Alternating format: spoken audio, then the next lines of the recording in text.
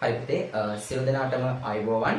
එතකොට අද දවසෙත් මම ඔයාලත් එක්ක කතා කරන්න බලාපොරොත්තු වෙන්නේ විශේෂයෙන්ම මෙවර උසස් පෙළ විභාගය සඳහා පෙනී සිටින දේශපාලන විද්‍යාව හදාරන ඔබ වෙනුවෙන් පේපර් එකේ දෙවෙනි කොටසට එන පාඩමක් සහ වැදගත් ප්‍රශ්නයක් සම්බන්ධයෙන් සෝල්බරි ආණ්ඩුක්‍රම ව්‍යවස්ථාව සහ 1972 ආණ්ඩුක්‍රම ව්‍යවස්ථාව කියන දෙකම එකට එකබද්ධ කරමින් එන ප්‍රශ්නයක් ගැන. ප්‍රශ්නය තමයි පුතේ ඔබ සටහන් කරගන්න වෙන්න මේක. සෝල්බරි ආණ්ඩුක්‍රම ව්‍යවස්ථාව යටතේ සහ 1972 ආණ්ඩුක්‍රම ව්‍යවස්ථාව යටතේ රාජ්‍ය සේවය සම්බන්ධයෙන් 1947 සෝල්බරි ආණ්ඩුක්‍රම ව්‍යවස්ථාව 1972 ප්‍රථම ජනරජ ආණ්ඩුක්‍රම ව්‍යවස්ථාව. එතකොට මෙන්න මේ දෙක යටතේ රාජ්‍ය සේවය සම්බන්ධයෙන් සංසන්දනාත්මකව සාකච්ඡා කරන්න හරි නැත්නම් 47 සෝල්බරි ආණ්ඩුක්‍රම ව්‍යවස්ථාවේ රාජ්‍ය සේවය සම්බන්ධයෙන් වෙනම හරි 72 ප්‍රථම ජනරජ ආණ්ඩුක්‍රම ව්‍යවස්ථාව යටතේ රාජ්‍ය සේවය සම්බන්ධයෙන් වෙනම හරි එහෙමත් නැත්නම් මේ දෙක එකට එකතු කරලා හරි ඔබෙන් ප්‍රශ්නයක් ඇහෙන්න පුළුවන් සහ කලින් අවුරුදු වල එනි ප්‍රශ්න අහලා තියෙනවා. ඒ නිසා අද දවසේ මම ඔබත් එක්ක සාකච්ඡා කරන ප්‍රශ්නේ සමා මේ දෙක එකට එකතු කරලා 1947 සෝල්බරි ආණ්ඩුක්‍රම ව්‍යවස්ථාව යටතේ සහ 1972 ප්‍රථම ජනරජ ආණ්ඩුක්‍රම ව්‍යවස්ථාව යටතේ රාජ්‍ය සේවාව සම්බන්ධයෙන් කතා කරනවා. එතකොට ටිකක් මේක දීර්ඝ ප්‍රශ්නයක් නිසා මම මේක ඔබත් එක්ක කොටස් දෙකකට සාකච්ඡා කරනවා. මම අද දවසේ ඔබත් එක්ක කතා කරනවා සෝල්බරි ආණ්ඩුක්‍රම ව්‍යවස්ථාව යටතේ රාජ්‍ය සේවය සම්බන්ධයෙන්. ඊට පස්සේ මේකෙම තවත් කොටසක් විදිහට අපි ඊළඟ තව වීඩියෝ එකකින් 1972 ප්‍රථම ජනරජ ආණ්ඩුක්‍රම ව්‍යවස්ථාව යටතේ රාජ්‍ය සේවය සම්බන්ධයෙන් වෙනම කතා කරනවා. මොකද ටිකක් මේක දීර්ඝ මාතෘකාවක් වෙන නිසා. right අපි ඉස්සරවම කතා කරමු 1947 සෝල්බරි ආණ්ඩුක්‍රම ව්‍යවස්ථාව යටතේ රාජ්‍ය සේවාව සම්බන්ධයෙන්.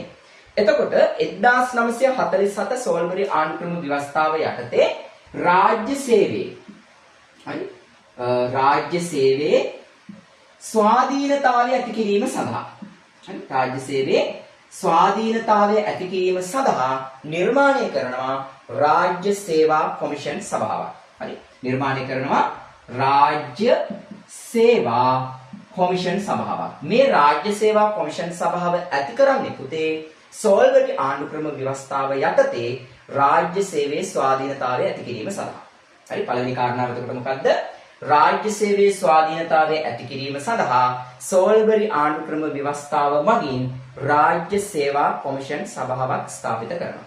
මෙන්න මේ රාජ්‍ය සේවා කොමිෂන් සභාව පිළිබඳ ව්‍යවස්ථාවේ සඳහන් එනවා 58 ඊට පස්සේ 59 60 61 සහ 62 කියන වගන්ති වල. හරි. සඳහන් වෙන වගන්ති ටික තමයි 58 59 60 61 සහ 62 කියන වගන්ති වල. එහෙම නැත්නම් ඔබට ලියන්න පුළුවන් 58 සිට 62 දක්වා වන වගන්ති වල සෝල්බරි රාජ්‍ය සේවා කොමිෂන් සභාව පිළිබඳ සඳහන් වෙනවා. එතකොට මම දැන් මෙතන කරුණු දෙකයි ඔබට කිව්වේ. එකක් රාජ්‍ය සේවයේ ස්වාධීනත්වය ඇති කිරීම සඳහා සෝල්බරි ආණ්ඩුක්‍රම ව්‍යවස්ථාව මගින් රාජ්‍ය සේවා කොමිෂන් සභාවක් ස්ථාපිත කළා. මේ ස්ථාපිත කරපු රාජ්‍ය සේවා කොමිෂන් සභාව පිළිබඳ සඳහන් වෙනවා ආණ්ඩුක්‍රම ව්‍යවස්ථාවේ 58, 59, 60, 61 සහ 62 කියන වගන්තිවල. නැතිනම් ඔබට ලියන්න පුළුවන් 58 සිට 62 දක්වා වන වගන්තිවල රාජ්‍ය සේවා කොමිෂන් සභාව පිළිබඳ සඳහන් වෙනවා කියලා. එතකොට මොනවද මේ 58 වගන්තියේ තියෙන්නේ? මෙන්න බලන්නකෝ. 58 වෙනි වගන්තියේ තියෙනවා රාජ්‍ය සේවා කොමිෂන් සභාව පිහිටවීම ගැන. හරි කෙටියෙන් දැම්මොත් රාජ්‍ය සේවා කොමිෂන් සභාව පිහිටවීම. හරි රාජ්‍ය සේවා කොමිෂන් සභාව පිහිටවීම ගැන සඳහන් වෙනවා 58 වෙනි වගන්තිය. 59 වෙනි වගන්තිය. හරි 59 වෙනි වගන්තිය සඳහන් වෙනවා මේ රාජ්‍ය සේවා කොමිෂන් සභාවේ ලේකම්වරයා පත් කිරීම ගැන.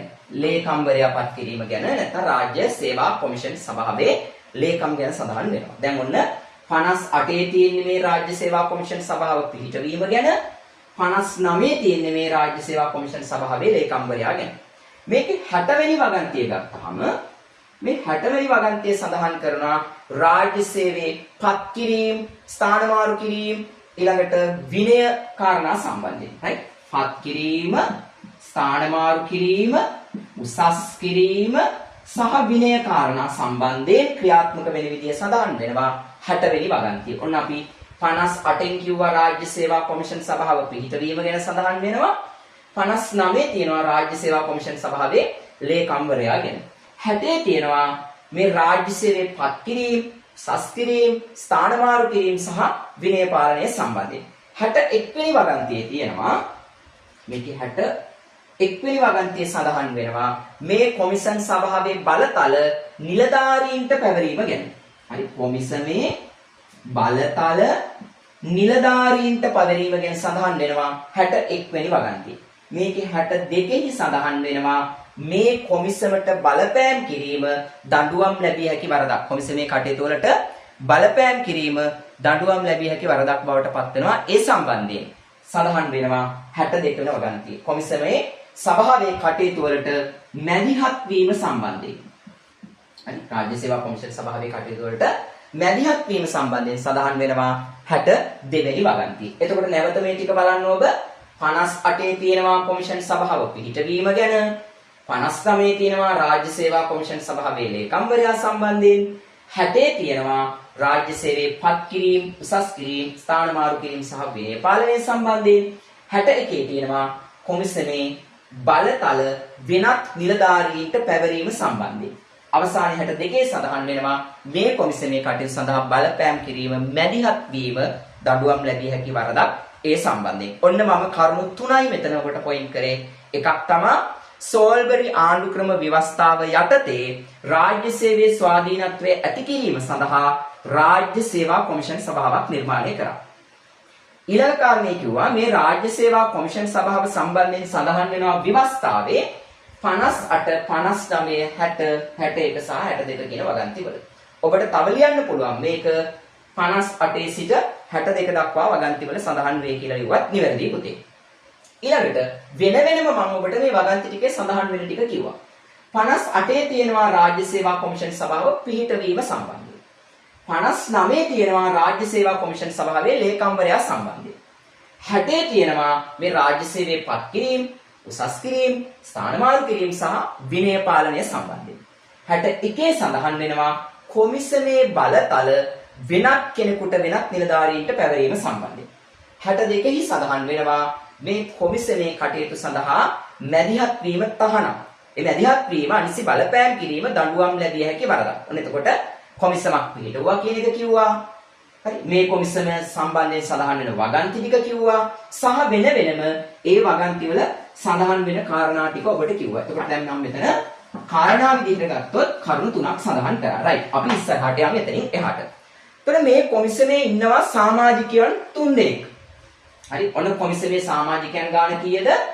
කොමිසමේ සමාජිකයෝ ඉන්නවා 3 දෙනෙක්. හරි, කොමිසමේ සමාජිකයන් 3 දෙනා පත් කරන්නේ පුතේ අග්‍රාණ්ඩුකාරවරයා විසින්. මේ පත් කිරීම සිද්ධ කරන්නේ අග්‍රාණ්ඩුකාරවරයා විසින්. අපි දන්නවා සෝල්බරි ආණ්ඩුක්‍රම ව්‍යවස්ථාවට අනුව නාමික විධායකයෙක් විදිහට ක්‍රියාත්මක වෙන්නේ කවුද? අග්‍රාණ්ඩුකාරවරයා. එතකොට මේ නාමික විධායකයෙක් විදිහට ක්‍රියාත්මක වෙන අග්‍රාණ්ඩුකාරවරයා විසින් තමයි කොමිසමේ සමාජිකයන් 3 දෙනා පත් කරන්නේ. රයිට්, සමාජිකයන් 3 දෙනයි පත් කිරීම කරන්නේ අග්‍රාණ්ඩුකාරවරයා විසින්. මේ පත් කිරීම කරද්දී කොන්දේසියක් තියෙනවා. ඒ කොන්දේසිය තමයි මෙන්න මේ පත් කරන සමාජිකයන් 3 දෙනා අතරින් අඩුම අවම එක්කෙනෙක්වත්. හොඳට මේක ඔලුවට ගන්න ඔයා. හරි. සමාජිකයන් 3 දෙනෙක් අග්‍රාණ්ඩුකාරවරයා විසින් එහෙම නැත්නම් නාමික විධායකය වන අග්‍රාණ්ඩුකාරයා විසින් පත් කරනවා. එතකොට මේ පත් කිරීම කරද්දී කොන්දේසියක් තියෙනවා. කොන්දේසිය තමයි මේ පත් කරන නිලධාරීන් 3 දෙනා අතරින් එක්කෙනෙක්වත් එක සමාජිකයෙක්වත් පත් කිරීමට පෙර හිතන්නකෝ අද නම් පත් කරන්නේ. එතකොට ඊයේ ඉඳලා ආපස්සට ගත වූ වසර 5 තුල මේ 2026 අද කතා කරොත් 2026 6 වෙනි මාසේ 17 නේ. හරි, ඊට පස්සේ ආපස්සට ගත වූ වසර 5ක් තුල රාජ්‍ය සේවයේ හරි අධිකරණ සේවයට හරි සම්බන්ධ නොවිච්ච පුද්ගලයෙක් වෙන්න ඕනේ. මේ සමාජිකයන් 3 දෙනා පත් කරද්දී කොන්දේසිය තමයි අඩුම අවම මේ සමාජිකයන් අතරින් එක්කෙනෙක්වත් ආපස්සට බලද්දී පත් කිරීමේ දින සිට ආපසු ගලද්දී ගත වූ වසර 5 තුල රාජ්‍ය සේවයේ හෝ අධිකරණ සේවයට සම්බන්ධ නොවිච්ච පුද්ගලයෙක් බවට පත් වෙන්න ඕනේ. ඊළඟට මේ සමාජිකයන්ගේ නිල කාලය ගත්තොත් හරි කොමිසමේ සමාජිකයන්ගේ නිල කාලය හරි අපි නිල කාලයට කලින් මේ සමාජිකයන් අතරින් මේ කාරණාව සම්බන්ධ කරගෙන යා මේ ටික ඉවර කරලා මේ සමාජිකයන් තුන්දෙනා අතරින් එක්කෙනෙක් කොමිසමේ සභාපති බවට පත් වෙනවා. හරි සභාපති අපි නිල කාලය ඒ ටික ඉස්සරහට ඊළඟ ඡේදයෙන් කතා කරමු. හරි කොමිසමේ සමාජිකයන් තුන්දෙනෙක් ඉන්නවා. කොමිසමේ සමාජිකයන් තුන්දෙනා අතරින් එක්කෙනෙක් සභාපතිවරයා බවට පත් වෙනවා. මේ සභාපතිවරයා පත් කරන්නේ පුතේ අග්‍රාණ්ඩුකාරයා විසින්මයි. මේ අග්‍රාණ්ඩුකාරයා විසින්. බලන්න මේ කාරණා ටික සමාජිකයන් ගාන තුන්දෙනයි. ඒ සමාජිකයන් තුන්දෙනා පත් කරන්නේ නාමික විධායකය වන අග්‍රාණ්ඩුකාරයා විසින්. සමාජිකයන් පත් කිරීමේදී කොන්දේසියක් තියෙනවා. කොන්දේසිය තමයි මේ පත් කරන සමාජිකයන් තුන්දෙනා අතරින් අඩුම අවම එක්කෙනෙක්වත් පත් කිරීමට පෙරගත වූ වසර 5 තුල ආපස්සට බලද්දී රාජ්‍ය සේවයට හරි අධිකරණ සේවයට හරි සම්බන්ධ නොවුණු පුද්ගලයෙක් වෙන්න ඕනි. ඊළඟ මේ කොමිසමේ සමාජිකයන් තුන්දෙනාගෙන් එක්කෙනෙක් පුතේ සභාපතිවරයා බවට පත් වෙනවා. මේ සභාපතිවරයා පත් කරන්නේ අග්‍රාණ්ඩුකාරයා විසින්ම තමයි කොමිසමේ සභාපතිවරයා පත් කිරීම සිද්ධ කරන්නේ. ඊළඟට මේ කොමිසමට පත් කරන්න බැරි පුද්ගලයෝ ඉන්නවා. හරි. මෙන්න මේ අය. අපි දන්නවා සෝල්වරි පාර්ලිමේන්තුව ද්විමාණ්ඩලිකයි. එක මණ්ඩලයක් නියෝජ්‍ය මන්ත්‍රී මණ්ඩලය, අනිත් මණ්ඩලය සෙනට් මන්ත්‍රී මණ්ඩලය. ඔබ ඉගෙනගෙන තියෙනවා. මෙන්න මේ නියෝජිත මන්ත්‍රී මණ්ඩලයේ අයවත් ඊළඟට මෙන්න මේ සෙනට් මන්ත්‍රී මණ්ඩලයේ අයවත් රාජ්‍ය සේවා කොමිෂන් සභාවට පත් කරන්න බෑ. පත් කරන්න බැරි අය. නියෝජ්‍ය මන්ත්‍රී මණ්ඩලයේ අය පත් කරන්නත් බෑ. සෙනට් මන්ත්‍රී මණ්ඩලයේ අය පත් කරන්නත් බෑ. රාජ්‍ය සේවා කොමිෂන් සභාවේ සමාජිකයන් විදියට. ඔන්න අපි ආපහු මේ තොරතුරු ටික මුලින්ම කිව්වා රාජ්‍ය සේවා කොමිෂන් සභාවක් ස්ථාපිත කරා රාජ්‍ය සේවයේ ස්වාධීනත්වය සඳහා. right. ඊළඟට අපි කිව්වා ඒ රාජ්‍ය සේවා කොමිෂන් සභාව පිළිබඳ සඳහන් වෙන වගන්ති ටික. ඊට පස්සේ වගන්ති ටිකෙන් වෙන වෙනම සඳහන් වෙන කාරණා ටික කිව්වා. ඊළඟට කිව්වා සමාජිකයන් තුන්දෙනයි අග්‍රාණ්ඩුකාරයා විසින් තමයි සමාජිකයන් තුන්දෙනා පත් කරන්නේ. පත් කිරීමේදී කොන්දේසිය තමයි ඒ සමාජිකයන් තුන්දෙනා අතරින් අඩුම එක්කෙනෙක්වත් පත් කිරීමට පෙර ගත වූ වසර 5 තුළ රාජ්‍ය සේවයේ හෝ අධිකරණ සේවයට සම්බන්ධ නොවුණු කෙනෙක් වෙන්න ඕනේ. ඊළඟට කිව්වා මේ සමාජිකයන් තුන්දෙනාගෙන් එක්කෙනෙක් සභාපතිවරයා බවට පත් වෙනවා. ඒ සභාපතිවරයා පත් කරන්නේ අග්‍රාණ්ඩුකාරයා විසින්මයි. ඊළඟට මේකට පත් කරන්න බෑ මෙන්න මේ අය. නියෝජ්‍ය මන්ත්‍රී මණ්ඩලයේ සමාජිකයන් පත් කරන්න බෑ. සෙනට් මණ්ඩලයේ සමාජිකයන් පත් කිරීමේ හැකියාවක් නැහැ. තවත් ඉන්නවා පත් කරන්න බැරි කොටසක් පුතේ. ඒ තමයි ඔබට පහලින් ලියුවොත් පේන නැති රාජ්‍ය සේවයේ ඉන්න නිලධාරියෙක්. හරි රාජ්‍ය සේවයේ ඉන්න නිලධාරියෙකු වර්තමානයේ මේ වන විට රාජ්‍ය සේවයේ නිරත වෙලා ඉන්න කෙනෙක්. කොමිසමේ සමාජිකයෙකු ලෙස බැරි වෙලාවක් පත් කළොත් එයා ඒ අවස්ථාවේම ඒ රාජ්‍ය සේවයේ දරන තනතුරු වලින් ඉවත් වෙන්න ඕනි සහ එවැනි අයෙක් නැවත රාජ්‍ය සේවයේ තනතුරට පත් කරන්න බෑ කියලා කියනවා. මේ රාජ්‍ය සේවයේ ස්වාධීනත්වයට ගත්ත පියවර. කවුද පත් කරන්න බැරි අය? නියෝජ්‍ය මන්ත්‍රී මණ්ඩලය අය පත් කරන්න බෑ. සෙනෙට් එකේ අය පත් කරන්න බෑ. ඊළඟට දැන් රාජ්‍ය සේවයේ ඉන්න කෙනෙක් මේ වෙද්දි රාජ්‍ය සේවයේ තනතුරක් දරන කෙනෙක් පත් කළොත් ඒ පත් කළ මොහොතේම එයා ඒ රාජ්‍ය සේවයේ දරන තනතුරෙන් ඉවත් වෙන්න ඕනි සහ නැවත යාව රාජ්‍ය සේවයේ තනතුරකට පත් කරන්නත් බෑ කියලා කිව්වා. right. මම හිතනවා ඔය කාරණා ටික ඔයාලට පැහැදිලි වෙන්න ඇති. දැන් අපි යන් මේක ඊළඟ ඡේදයකට. මම මේ ටික මකනවා. අර ඉස්සෙල්ලා කතා කරපු නිල කාලය. මේ රාජ්‍ය සේවා කොමිෂන් සභාවේ නිල කාලය අවුරුදු 5යි. right. මේ රාජ්‍ය සේවා කොමිෂන් සභාවේ නිල කාලය වසර 5ක් වෙනවා. මේකේ නිල කාලය අවුරුදු 5ක් බවට පත් වෙනවා. ඒ නිල කාලය අවසන් වුණාට පස්සේ නැවත සමාජිකයන් පත් කරන්න ඕනනම් මේ ඉන්න සමාජිකයන්ටම නැවත පත්වීමට ගැටලුවක් නැහැ, බාධාවක් නැහැ. ඒ සමාජිකයන්ටම යලි යලිත් පත්වීමේ හැකියාව තියෙනවා. කොච්චරද පුතේ නිල කාලය? අවුරුදු 5ක් කියලා කිව්වා. වසර 5 ඉවර වුණාට පස්සේ නැවත කොමිසමට සමාජිකයන් පත් කරන්න ඕනි.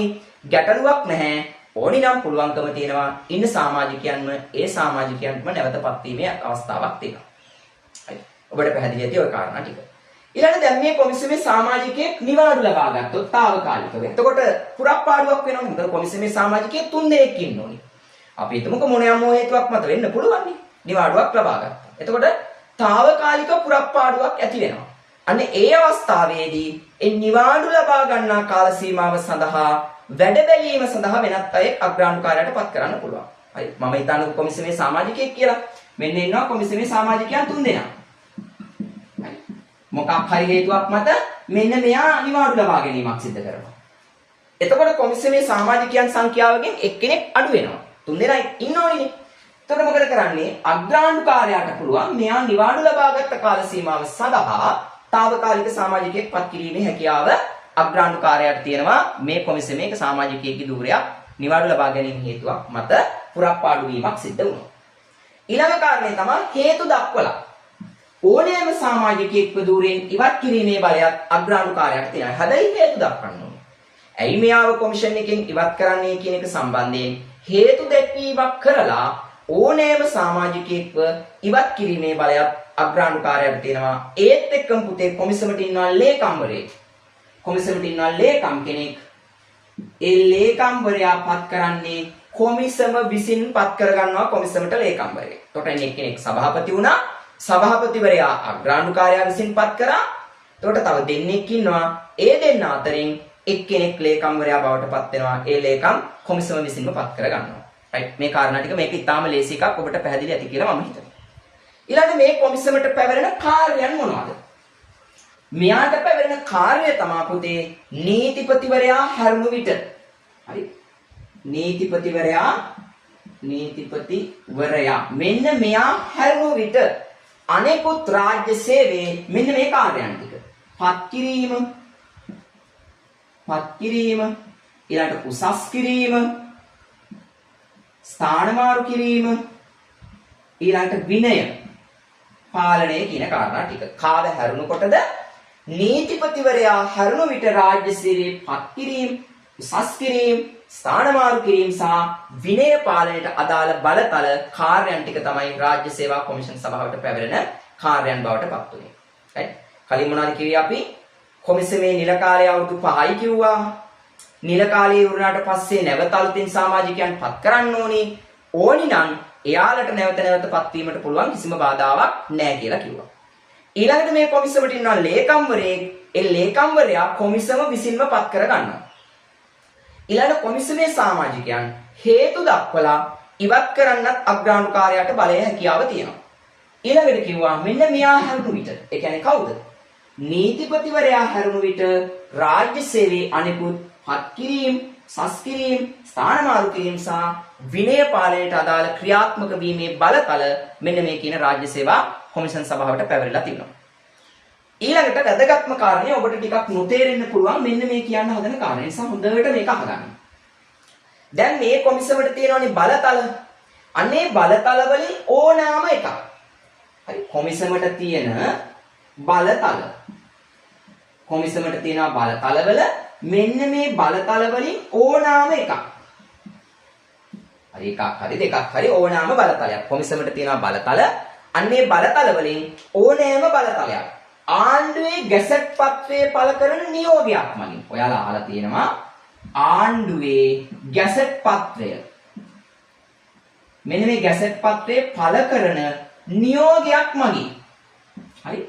කොමිසමට තියෙනවා බලතල. ඒ බලතල වලින් ඕනෑම බලතලයක් ආණ්ඩුවේ ගැසට් පත්‍රයේ පළ කරන නියෝගයක් මගින්. ඒ නියෝගයේ සඳහන් වෙන කොන්දේසි වලට යටත්ව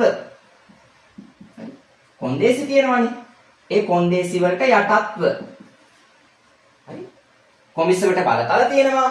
ඒ බලතල වලින් ඕනෑම බලතලයක් ආණ්ඩුවේ ගැසට් පත්‍රයේ පළ කරන නියෝගයක් මගින් ඒ නියෝගයේ සඳහන් වෙන කොන්දේසි වලට යටත්ව ආණ්ඩුවේ ඕනෑම නිලධාරියෙකුට වෙනත් මේ ඉන්න ආණ්ඩුවේ නිලධාරීන් ඉන්නවා. මේ ඉන්න ආණ්ඩුවේ වෙනත් ඕනෑම නිලධාරියෙකුට පැවරීමේ හැකියාවක් කොමිසමට තියෙනවා. මෙන්න කොමිසම. මෙන්න මේ කොමිසමට මේ වැඩේ කරන්න පුළුවන්. මොකද්ද කරන්න පුළුවන් යාට? මේ කොමිසම සතු බලතල ටික මෙන්න ඒ බලතල වලින් ඕනෑම එකක් නිකම්ම දෙන්න බෑ වෙනත් කෙනෙකුට. මොකද්ද කරන්න ඕනේ? ආණ්ඩුවේ ගැසට් පත්‍රයේ පළ කරන නියෝගයක් මගින් ඒකේ සඳහන් වෙන කොන්දේසි වලට යටත්ව තමයි ආණ්ඩුවේ වෙනත් නිලධාරීන්ට පවරන්න පුළුවන්කම තියෙන්නේ. හරි. එහෙනම් මේ කොමිසමට පුළුවන් තමන්ගේ බලතල වෙනත් නිලධාරීන්ට පවරන්න. හැබැයි ඒක නිකම්ම කරන්න බෑ. කරන්න ඕනි ක්‍රමයක් තියෙනවා. ක්‍රමය තමයි මේ කිව්වේ ආණ්ඩුවේ ගැසට් පත්‍රයේ පළ කරන නියෝගයක් මගින් ඒ නියෝගයේ සඳහන් වෙන කොන්දේසි වලට යටත්ව තමයි වෙනත් කෙනෙකුට පවරන්න පුළුවන්. එතකොට මේ පවරපු නිලධාරියා ගන්න තීරණ තියෙනවනේ. පවරපු නිලධාරියා විසින් ගන්න ලබන තීරණයකට එරෙහිව ඕනෑම පුරවැසියෙකුට කොමිසමට පැමිණිලි කරන්න පුළුවන්. හිතන්නකෝ මේ බලතල වලින් ඕනෑම එකක් ආණ්ඩුවේ පළ කරපු ගැසට් පත්‍රයේ සඳහන් නියෝගයක් මගින් ඒ නියෝගයේ සඳහන් කොන්දේසි වලට යටත්ව මට පැවරුවා කියලා. එහෙනම් ඔයාට පැවරුවා කියලා. ඔයා රජයේ නිලධාරියෙක් ඒ නිසා ඔයාට පැවරුවා. ආණ්ඩුවේ නිලධාරියෙක්. එතකොට මේ පවරපු කෙනා විදිහට මම ගන්න තීරණයක් සම්බන්ධයෙන් ඕනෑම පුරවැසියෙකුට සෑහීමකටපත් වෙන්න බැරි නම් එයාට පුළුවන් කොමිසමට පැමිණිලි කරන්න. එතකොට ඒ සම්බන්ධයෙන් අවසාන තීරණය ගන්නේ කොමිසම විසින්. ඔයාලට මේක තේරෙන්න ඕනේ. රයිට්? මේ කොමිසමේ බලතල වලින් ඕනෑම එකක් ආණ්ඩුවේ ගැසට් පත්‍රයේ නියෝගයක් කරා ඒකේ තියෙන කොන්දේසි වලට යටත්ව වෙනත් රජයේ නිලධාරීන්ට ආණ්ඩුවේ නිලධාරීන්ට පැවරුවා. හිතන්නකෝ මම රජයේ නිලධාරියෙක් ඒ නිසා මට පැවරුවා කියලා. එතකොට ඒ තීරණ ගන්නේ මම. හැබැයි මං ගත්ත තීරණයක් සම්බන්ධයෙන් ඕනෑම පුරවැසියෙකුට සෑහීමකටපත් වෙන්න බැයි නම් මේ මුල් කොමිසමට පැමිණිලි කරන්න පුළුවන් ඒ සම්බන්ධයෙන්. අර බලතල පවරපු නිලධාරියා ගන්න තීරණයක් සම්බන්ධයෙන් සෑහීමකටපත් වෙන්නේ නැත්නම් ඒ ගැන කොමිසමට පැමිණිලි කරන්න පුළුවන්. එතකොට ඒ සම්බන්ධයෙන් අවසාන තීරණය ගන්නේ කොමිසම විසින්. අන්තිම තීරණය ගනු ලබන්නේ කොමිසම විසින්. ඊළඟට මේ කොමිසමේ වැටුප් දීමනා සියල්ල පාර්ලිමේන්තුව මගින් තීරණය කරන්නේ. හරි? කොමිසමේ වැටුප් කොමිසමේ දීමනා සම්බන්ධයෙන් අවසන් තීරණයක් ගනු ලබන්නේ පාර්ලිමේන්තුව විසින්. වගේම මේගොල්ලෝගේ වැටුප් රජයේ කාබද්ධ අරමුදලින් ගෙවන්නේ. කාරණා දෙකක් මම එතනදී කිව්වා. වැටුප් පාර්ලිමේන්තුවෙන් තීරණය කරනවා ගෙවන්නේ රජයේ ඒකාබද්ධ අරමුදලින්.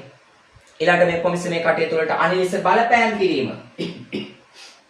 බලපෑම් කිරීම දඬුවම් ලැබිය හැකි වරදක්.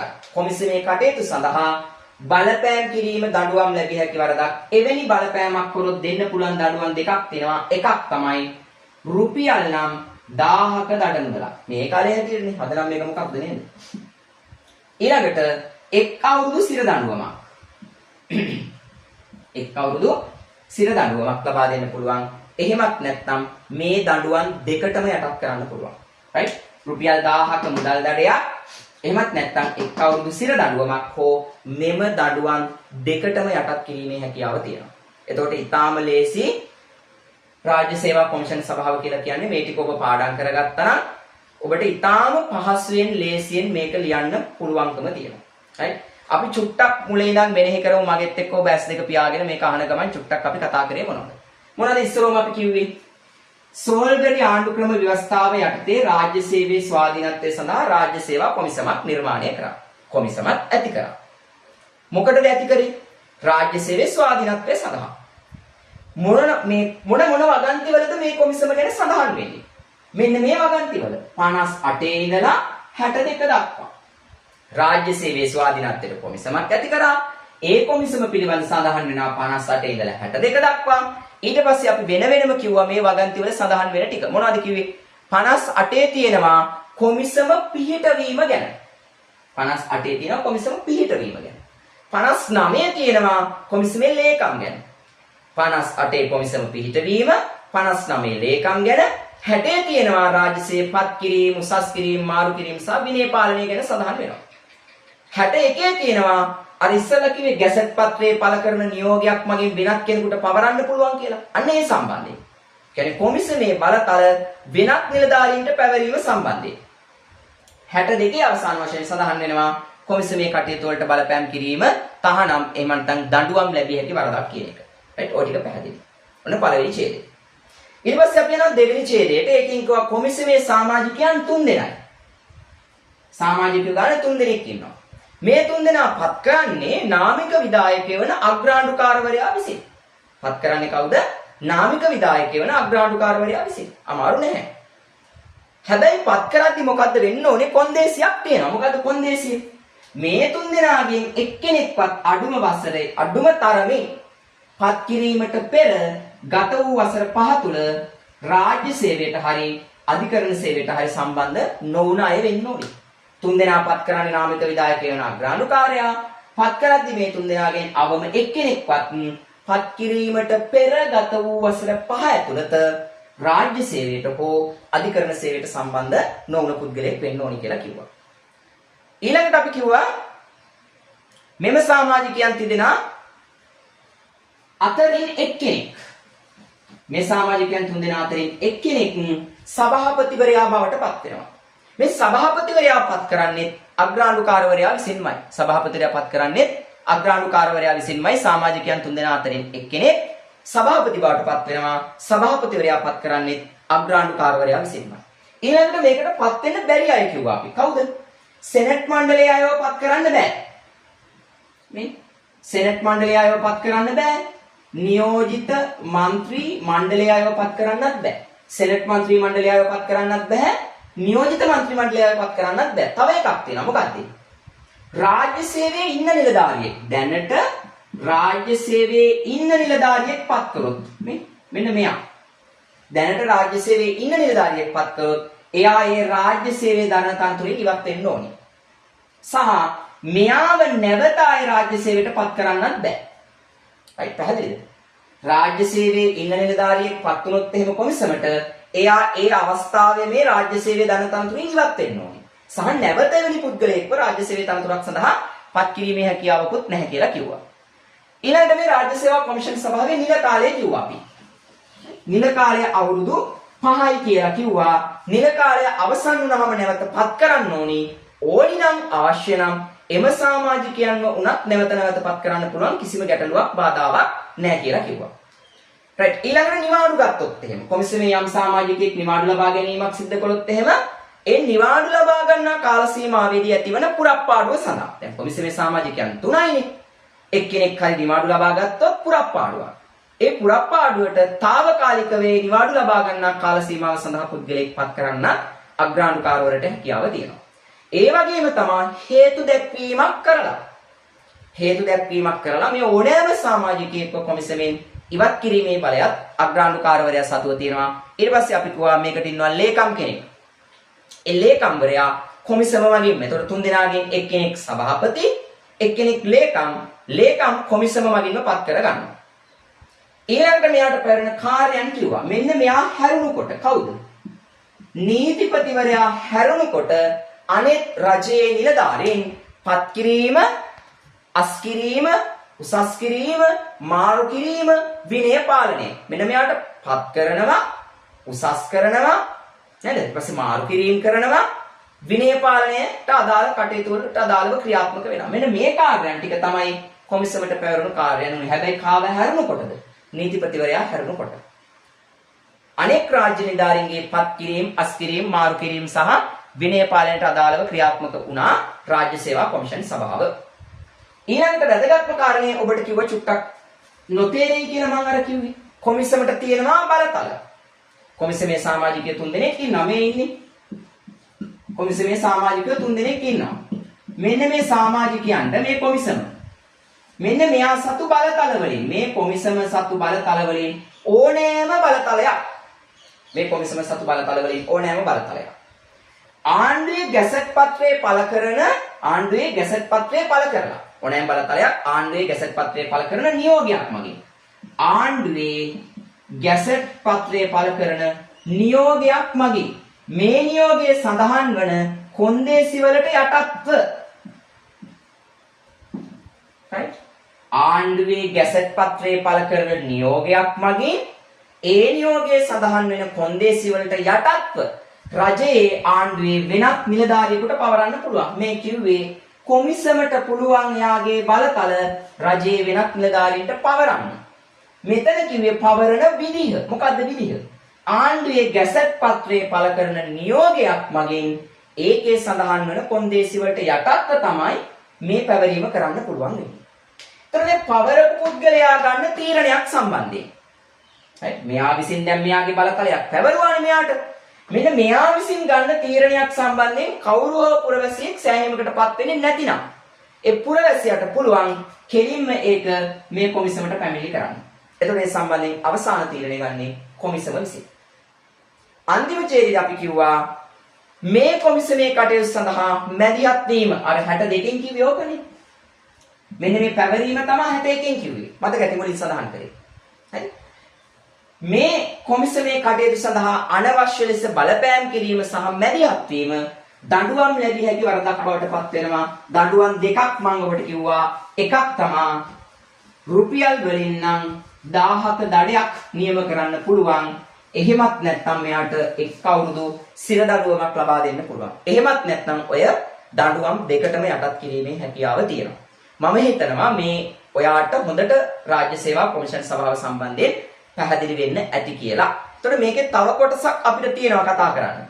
ප්‍රශ්නේ ඇවිල්ලා සෝල්බරි රාජ්‍ය සේවා කොමිෂන් සභාව පිළිබඳ විමසීමක් කරන්න නෙවෙයිනේ මම කතා කරන්න ගත්තේ. මොකක්ද? සෝල්බරි රාජ්‍ය සේවා කොමිෂන් සභාව පිළිබඳවත් එහෙම නැත්නම් සෝල්බරි රාජ්‍ය සේවය සම්බන්ධයෙන් 72 රාජ්‍ය සේවය සම්බන්ධයෙන් සංසන්දනාත්මක සාකච්ඡාවක්. එතකොට සෝල්බරි රාජ්‍ය සේවය සම්බන්ධයෙන් තිබුණේ රාජ්‍ය සේවා කොමිෂන් සභාව 72 රාජ්‍ය සේවය සම්බන්ධයෙන් තිබුණේ ඔබ දන්නවා රාජ්‍ය සේවා උපදේශක මණ්ඩලය හා විනය මණ්ඩලය. එතකොට අපි වෙනත් දවසක කතා කරමු 72 යටතේ රාජ්‍ය සේවය සම්බන්ධයෙන් ස්ථාපිත කරපු රාජ්‍ය සේවා උපදේශක මණ්ඩලය හා විනය මණ්ඩලය. ඔය කොටස් දෙකම සාකච්ඡා කරාට පස්සේ තමයි මේකට සම්පූර්ණ පිළිතුරක් හැදෙන්නේ. එතකොට ඔබට පුළුවන් මේ වීඩියෝ එක නැවත නැවත නරඹමින් මේකට සටහනක් සකස් කරගන්න. හරි? මේකට සටහනක් සකස් කරගන්න පුළුවන්. ඊට පස්සේ ඔබට ඒක පාඩම් කරන්න පුළුවන්. මේක ඊටාම පහසු ප්‍රශ්නයක්. වැඩි අවස්ථා ගණනකදී විභාගයට ඉලක්ක වෙච්ච ප්‍රශ්නයක්. ඒ නිසා ඔබට මෙවැනි ප්‍රශ්නයක් විභාගයේදී ලැබෙන්න පුළුවන්. ඒතකොට ඊටාම සාර්ථක පිළිතුරකට ඔබට යෑමේ හැකියාව තියෙනවා. මම විශ්වාස කරනවා ඔබට සෝල්බරි රාජ්‍ය සේවා කොමිෂන් සභාව පිළිබඳව හොඳ අවබෝධයක් ලැබෙන්න ඇති කියලා. එහෙනම් මේ ප්‍රශ්නේ ඉතුරු කොටසත් එක්ක ඒ කියන්නේ 72 රාජ්‍ය සේවය සම්බන්ධයෙන් අදාළ වන රාජ්‍ය සේවා උපදේශක මණ්ඩලය සහ විනය මණ්ඩලය කියන කොටසත් එක්ක අපි තව දවසක කතා කරමු. එතකොට මේ පිළිතුර සම්පූර්ණ පිළිතුරක් බවට පත් වෙනවා. එහෙනම් හැමෝටම සුබ දවසක්.